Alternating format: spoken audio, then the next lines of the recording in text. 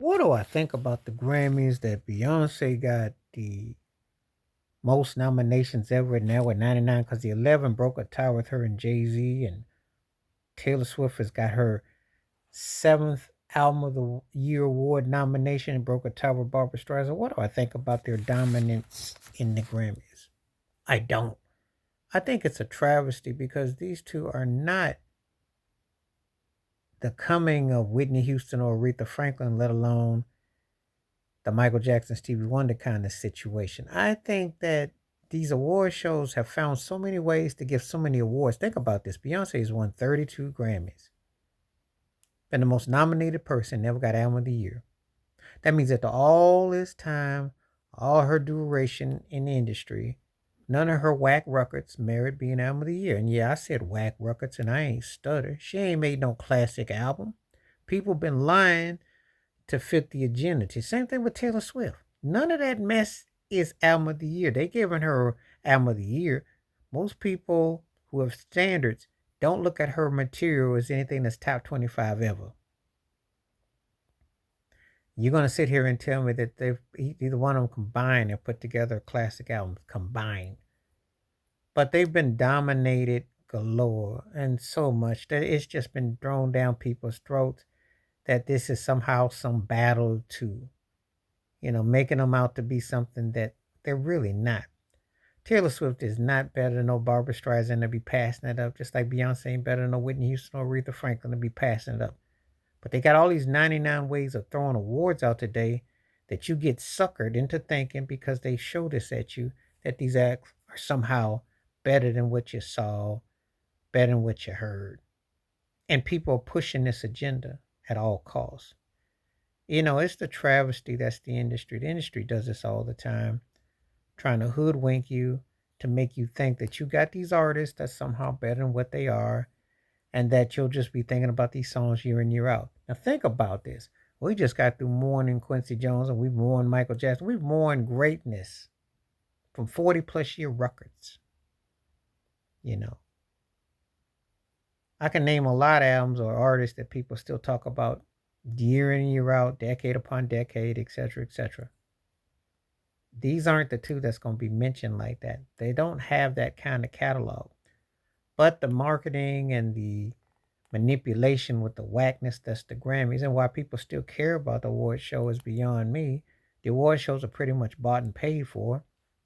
And most of the acts people don't even just sit around and care about it, especially in a streaming era. How's it gonna make it happen when you're in a streaming era when it's not even the same standards? I mean, really, what are your standards today? What are we exactly talking about? We got artists today that are getting awards for what exactly? I don't even know. They don't even know either.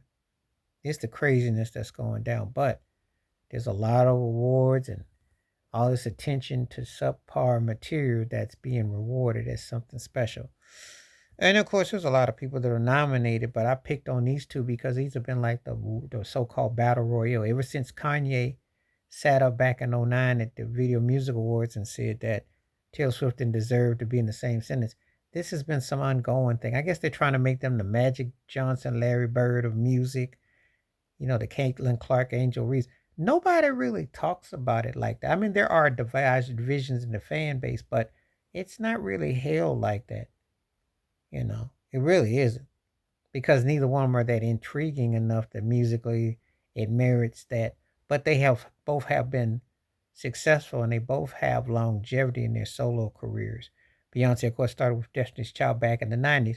So now, believe it or not, if you factor in the Destiny's Child era, she's pushing almost 30 years in the industry. And if you go by her solo career, which started officially in '03, well, her first album came out, which is hard to believe. That's over 20 years ago. So she's nearing some milestones. But the material isn't as memorable, but it's all these awards, and they've given so many awards that you almost kind of forget after a while. Neither need Jay-Z, aka Lazy, to stand up there on stage and talk about, oh, my wife should get Album of the Year. He got bigger fish to fry that you need to worry about. But anyway, she surpassed their title together, the most nominated, which shows you how fake the awards are. Most people ain't thinking of her with no 99 nominations and thinking she's put out that kind of work. If I'm being honest on her career, she may have been lucky to get 5 or 6 Grammys. And maybe she was fortunate enough to be nominated maybe 30, 40 times. Not this amount. But this is the hyperbole to make you think that someone is better than what it is. Because this is what they do. They manipulate it all the time. And the Grammys have been a joke and going to be a joke. And this is just indicative of that, So, anyway, they're leading the way. And I'm not tripping like, listen, if you got the goods, I'm going to give it to you. But neither one of these two acts have ever had the goods. They've both been very overrated, vastly.